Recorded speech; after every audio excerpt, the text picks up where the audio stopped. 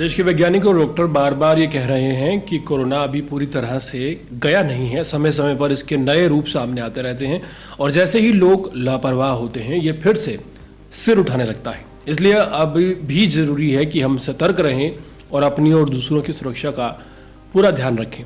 इस बार संक्रमण का प्रभाव भले ही पहले की तुलना में काफ़ी ज़्यादा हल्का है, लेकिन कमज़ोर प्रतिरोधक क्षमता यानी कि इम्यूनिटी वाले लोगों, बुजुर्गों और गंभीर बीमारी से जूझ रहे मरीजों के लिए ये खतरनाक साबित हो सकता है। ऐसे में ज़रूरी है कि हम सभी मिलकर जिम्मेदारी निभाएं और कोरोना से बचाव के सभी उपायों को अपनाएं। देश में एक बार फिर से कोरोना वायरस की आहट सुनाई देने लगी है। बीते कुछ दिनों में अलग अलग राज्यों में संक्रमण के मामले सामने आने लगे हैं और लोगों की चिंता बढ़ गई है। जिस वायरस को हम पीछे छोड़ आए थे वो फिर से सक्रिय होता हुआ दिख रहा है। खास तौर पर केरल, महाराष्ट्र, दिल्ली, गुजरात और कर्नाटका जैसे राज्यों में नए मामलों की संख्या में इजाफा हुआ है। पिछले एक हफ्ते में देश भर में कोरोना के 752 नए मामले दर्ज किए गए हैं। इनमें से 305 लोगों ने ठीक होकर वायरस को मात दे दी है, लेकिन चिंता की बात यह है कि इस दौरान 7 लोगों की जान चली गई है।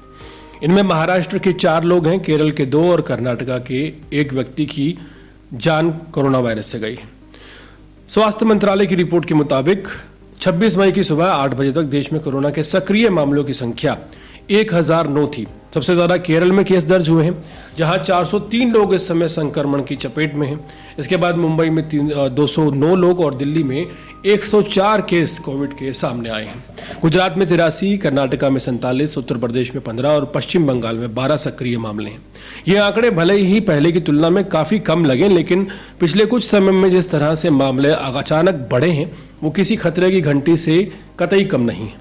कोरोना के इन बढ़ते मामलों के बीच वैज्ञानिकों की नज़र अब 2 नए वेरिएंट्स पर भी टिकी हुई है।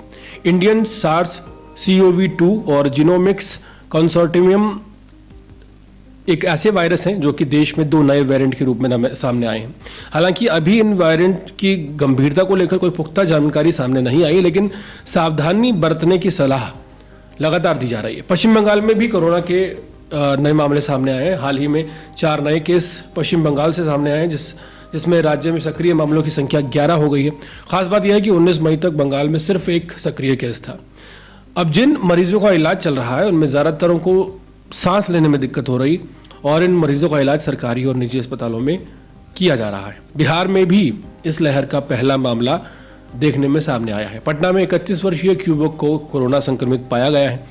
हैरानी की बात यह है कि यह मरीज हाल ही में राज्य से बाहर यात्रा पर नहीं गया था। उसे निजी अस्पताल में भर्ती कराया गया और डॉक्टरों की निगरानी में उसका इलाज लगातार चल रहा है। हाल फिलहाल देश में कोरोना संक्रमण के ये नए मामले हमें फिर से सतर्क रहने की चेतावनी दे रहे हैं। ये समय लापरवाही करने का नहीं है। भीड़ भाड़ वाली जगहों पर जाने से आपको बचना है, मास्क पहनना है, हाथों की सफाई रखनी है और बूस्टर डोज लेने जैसे छोटे छोटे उपाय हमें इस वायरस से सुरक्षित रख सकते हैं। हम सबकी जागरूकता ही कोरोना के खिलाफ सबसे बड़ा हथियार है और कोविड का ये दोबारा जो चलन शुरू हुआ है यह वाकई चिंतनीय विषय है। सतर्क रहें और दूसरों को भी सतर्क रखें।